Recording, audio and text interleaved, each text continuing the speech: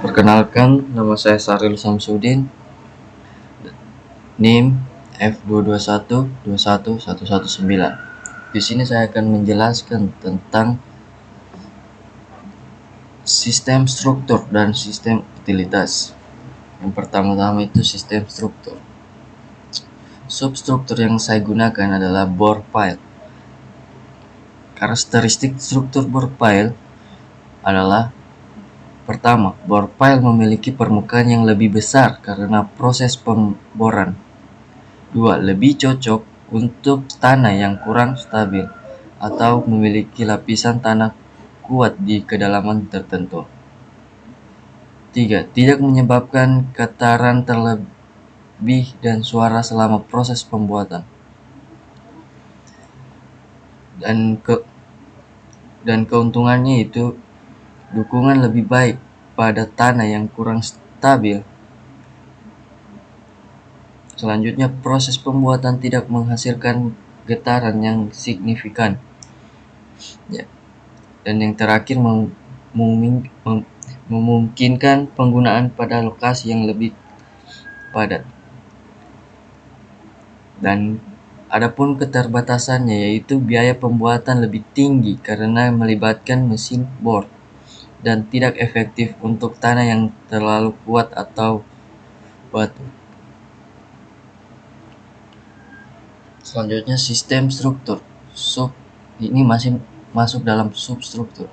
Pada struktur bangunan, untuk melindungi struktur bangunan dari gempa, dapat menggunakan alat-alat peredam gempa atau biasa disebut damper. Mulai dari pembelan karet, base isolator, seismic brace, hingga alat-alat berkualitas tinggi ataupun prinsip kerja dari bantalan karet, base isolan, seismic bearing. Ini adalah pengaruh gempa bumi yang sangat merusak struktur bangunan, merupakan komponen getaran karet horizontal.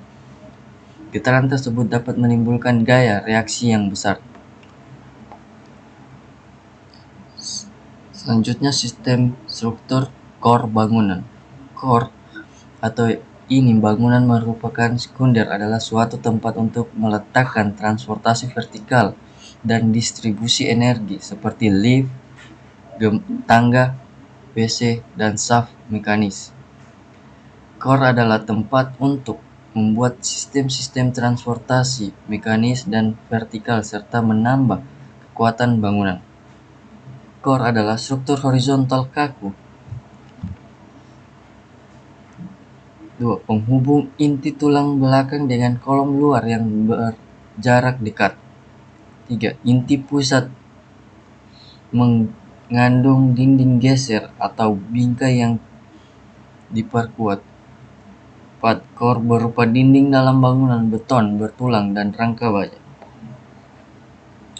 Selanjutnya kita masuk sistem utilitas. Sistem yang pertama itu sistem air bersih. Air bersih sumber dari PDAM dan air hujan. Air dari PDAM dialirkan menuju meteran air bersih untuk memantau penggunaan air bersih gedung. Sedangkan untuk sumber air bersih yang bersumber dari air hujan yang dikumpulkan pada bagian atap bangunan, dialirkan menuju meteran air hujan dan selanjutnya menuju GWT sebagai penampung air bersih bawah tanah yang terdiri dari air PDAM dan air hujan. Air pada GWT dipompa ke RWT sebagai penampungan air yang terdapat pada atap dan didistribusikan sebagai kebutuhan air bersih pada titik distribusi air bersih pada gedung yang berdiri dari wastafel karena wudhu dan keran pencuci plastik. Selanjutnya, sistem air bekas. Air bilas dari proses aktivitas mencuci tangan dan wastafel dan keran akan melalui filterisasi untuk memisahkan kotoran yang terdapat pada air bekas. Kemudian air bekas dikumpulkan pada groundwater tank. Air yang groundwater tank dipompa ke roof tank dan didistribusikan untuk kebutuhan push fishing, toilet dan kran hydrant taman untuk kebutuhan menyiram tanaman.